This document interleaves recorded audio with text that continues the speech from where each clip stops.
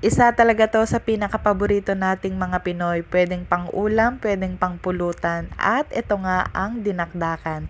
Grabe, napakasarap talaga nito. Kaya naman, samahan nyo ako ulit at ituturo ko sa inyo kung paano magluto nito. So kapag sinabi nating dinakdakan mga mare, kailangan maskara po ng baboy ang ating gamitin. At nilinis ko na nga yan. After ko malinis, ay nilagay ko ito sa pressure cooker para palambutin. At bago ko nga ito palambutin, ay tinimplahan ko nga muna ito. Naglagay lang ako dyan ng maraming asin. At syempre maglalagay din tayo dyan ng aromatics tulad ng bawang, sibuyas, pamintang buo at isang dahon ng laurel.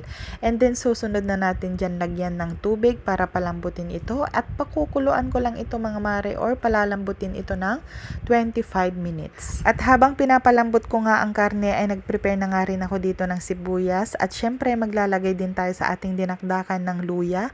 At ganyan lang po ang hiwa ko dyan, pahaba na maninipis.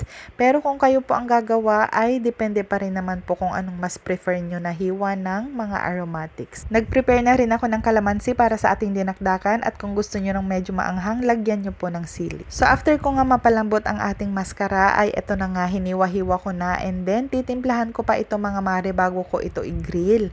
At syempre maglalagay ako dito para naman mas malasa ito, maglalagay ako ng liquid seasoning and then soy sauce at maglalagay din ako dyan ng pamintang pino para naman mas perfect ito. At sa pag-ihaw po ng ating karne, gagamitin ko lang po itong Korean grill na nabili ko lang sa TikTok. Napakamura lang yan at napaka-perfect nga naman ng pag-ihaw natin gamit itong pan na nabili ko. At kung gusto nyo yan ay meron yan sa TikTok shop ko.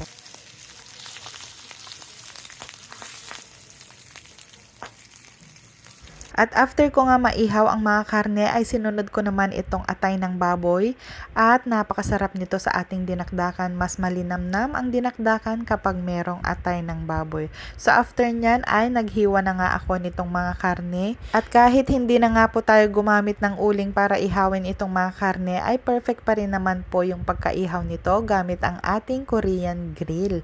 Kaya naman ayan, napakasarap nyan at hindi nga ako nakatiis, tumikim ako ng isa. At after ko mahiwa ang mga karne ay hiniwa ko na nga rin itong atay ng baboy. Grabe ang perfect ng pagkaihaw niyan. At dito nga po sa part na to ay nakaredy na rin ang ating calamansi juice at ang gagawin nga natin ay ilalagay natin ang utak ng baboy dito at dudurugin lang po natin ito. And then after nga natin yan madurog mga mare ay maglalagay ako dito ng 2 tablespoon of white vinegar.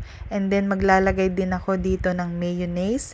Yung plain lang po ang gamit ko dyan, hindi po yung matamis. Naglagay lang din po ako dito ng 2 tablespoon and then hinalo-halo ko lang yan. At para naman magkalasa ito at mas sumarap ang ating dinakdakan, ay maglalagay ako dito ng liquid seasoning. And then hinalo-halo ko lang yan ng ganyan mga mare hanggang sa matunaw na ang nilagay kong mga ingredients. At after nyan ay ibinuhos ko na nga ito sa ating karne. And then mix lang natin yan ng mabuti mga mare at maglalagay na nga rin ako dito ng sibuyas at syempre sinunod ko na rin dyan ang luya. At para naman mas masarap ito ay naglagay pa nga ako dito ng siling labuyo at siling green. Grabe, napakasarap na niyan. Natatakam na talaga ako. At eto na nga ang ating napakasarap na dinakdakan. Grabe, nakakapaglaway nga naman. Tara na at kumain na tayo. Maraming salamat po sa panonood. See you next luto serye. Grabe ang lambot. Grabe akong sarap.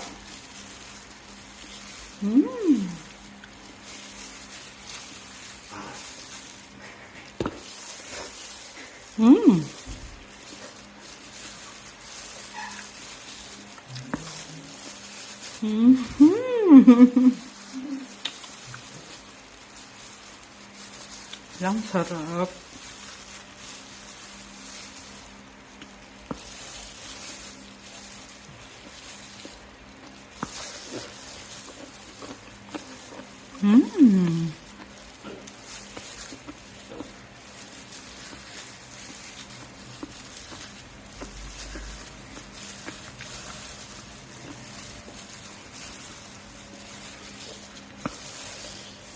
Panalo to, grabe ang sarap.